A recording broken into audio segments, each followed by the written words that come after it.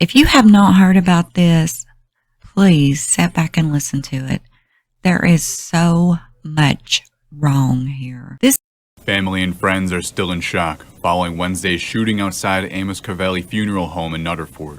The scene was packed with dozens of cop cars and funeral goers. This is Jason Arnie Owens. On August the 24th, Jason was attending his father's funeral. He was carrying his father's casket to the hearse. As Jason and his family were standing outside the funeral home, there was two plainclothes officers in an SUV. Swooped in. They were in two separate vehicles. They swooped up where the family was hugging each other, mourning the death of their father, loved one, brother, grandfather. Jumped out of their SUVs, screamed Jason's name. When Jason turned around and looked at them, Jason was shot dead. Jason was standing beside his 18-year-old son. His son watched him be shot, and not only that, his son was splattered with father's blood. A family friend said that there was no warning whatsoever.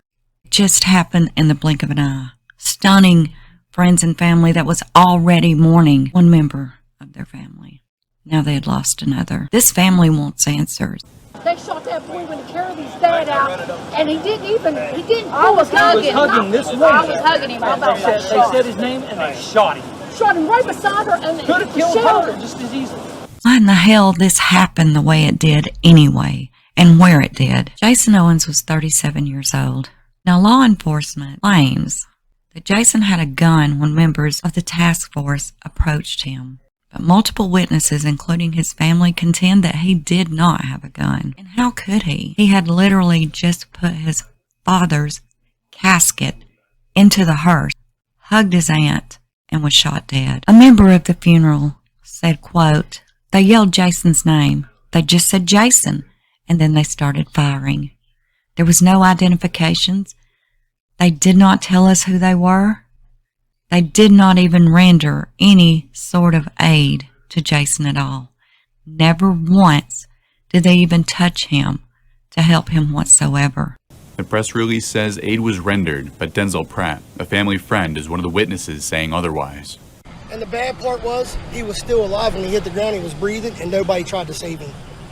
Nobody, not a cop, not one of them. They covered him up with a sheet. A Facebook page called for Justice for Jason Owens, which I will link down below, has swelled to about 800 members. You can make that 801 now. So many unanswered questions here, and one is whether boundaries of decency has been crossed in arresting a man in the midst of burying his father. One of Jason's cousins that was attending the funeral, Mandy Swigger, says, "We want to know why you would do this in front of his family.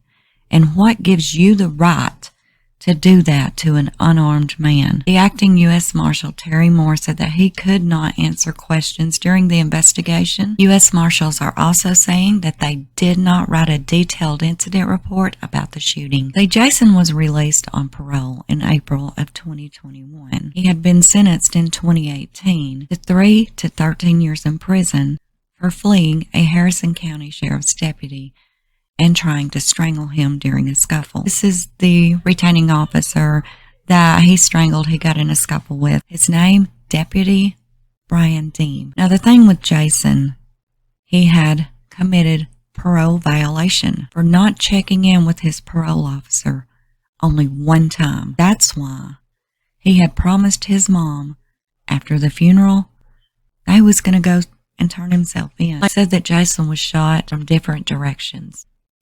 And it's estimated that around 40 people were in the area where they opened fire. They didn't even try to revive him. They just ripped his shirt off, seen all the bullet holes, and was done. And he's laying there. I'm sitting there watching him take his last breath. He's trying to pull his arm up like this. They're sitting, taking their foot and kicking his hands down. And she said Jason did not have a gun. Family and friends rushed over to Jason when he fell to the ground. But they were told by one of the officers, quote, "You step back or I'll shoot you too," end quote. And just so that you will know exactly what he was on parole for and you do not have any questions, he was sentenced on December the 12th of 2018 for reckless fleeing, strangulation, and second-degree battery on on a governmental representative, which is the cop. Jason admitted fleeing recklessly in a vehicle on April the 12th from law enforcement. And then, when he tried to get away on foot, grappling with the deputy grabbed his shirt and they slid down a hill. Jason said that he held the officer down by the neck while the deputy was trying to hit him.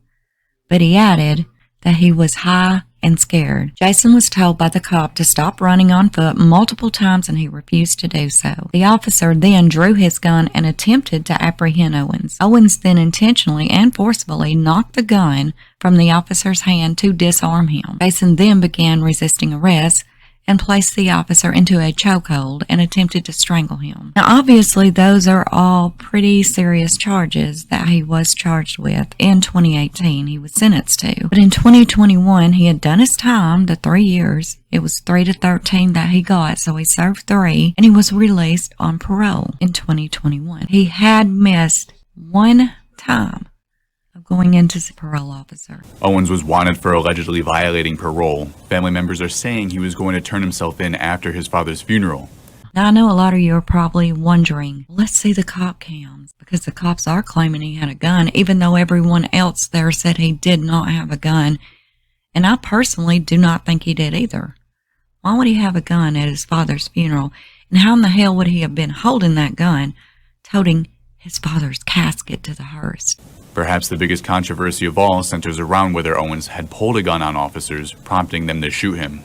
The marshal's office says, quote, preliminary information indicates Owens drew a gun. But several witnesses are saying that's not true. Either way, I can answer your questions about us being able to see the body cam footage from the officers that shot him. Imagine that. Apparently, there is no body camera footage. This channel reached out to the West Virginia State Police.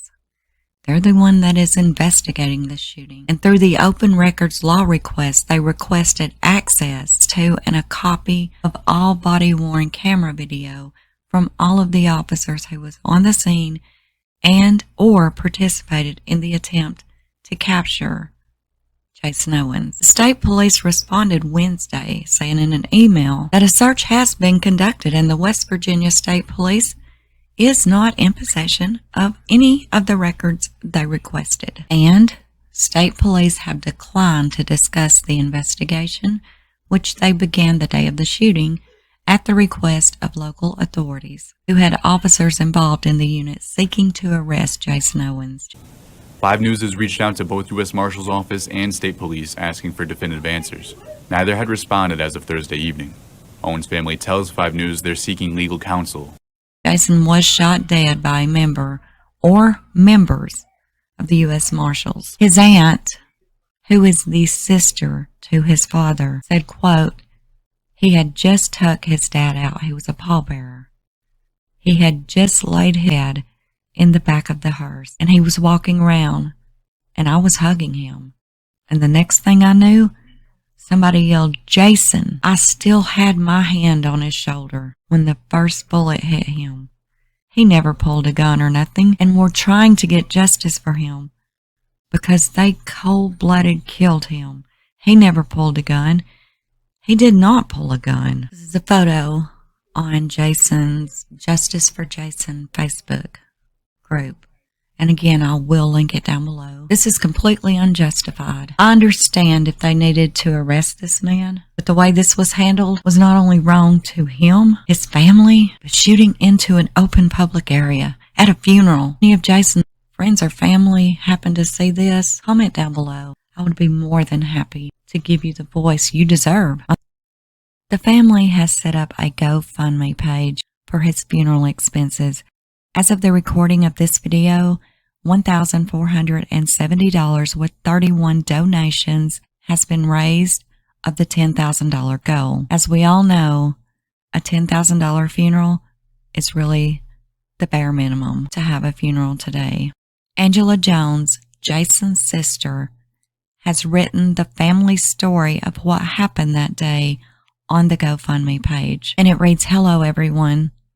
On Wednesday, August the 24th of 2022 at approximately 2 p.m. at the Amos Caravella Funeral Home, Jason Owens carried his father's casket to a hearse waiting outside a side door. After placing the casket in the hearse, Jason walked away and met his aunt, who embraced him for comfort. At this time, federal marshals swarmed the parking lot and the front of the building, telling everyone to step back. They called out, "Jason Owens," and in the blink of an eye, fired 6 shots. Jason hit the ground. The feds then made a barricade around him, armed with AR-15s, and told everyone they got one warning to step back or arrest would be made. They looked into the crowd of the grieving family members and said, "Stay back. We are trying to save him." But we all watched in horror as Jason lay trying to survive with no real medical aid administered. His 18-year-old son, Justin, was standing next to where Jason once stood, in complete horror at what he had just witnessed. Jason's mother, only feet away, fell to her knees and cried out in agony for her son's pierced body. Jason was shortly pronounced dead, and a sheet was placed over his slain body. The U.S. Marshal's Office stated that Jason produced a firearm. Those of us who were close enough never saw this, not to mention the fact that they never gave Jason time to reach for one before shooting. West Virginia State Police is leading the investigation into Jason's death. I am Angela, the aunt of Justin Owens, Jason's oldest son. Justin's wishes are for his dad to have a proper funeral and burial. He is still in high school, and he cannot financially cover the entire cost of Jason's final expenses. If you can help in any way, it is abundantly appreciated. Harmer's Funeral Home in Shinston, West Virginia will be doing the service. If you wish to send money directly there, that is also possible. If you cannot provide monetary donations, please spare a moment of your time to pray over Justin and Jason's remaining family. Thank you all for your love and support during this traumatic time. I will link this GoFundMe link as well as the Justice for Jason Owens Facebook page down below. Thoughts, prayers, and condolences goes out to this family. It should have never happened this way, ever. I'm absolutely speechless. Thank you all so much for listening. And until next time, this is Unjustified. Thank you so much for watching, and do not forget to subscribe, like, share, and leave us a comment below on your thoughts of this video. And until next time, this is Unjustified.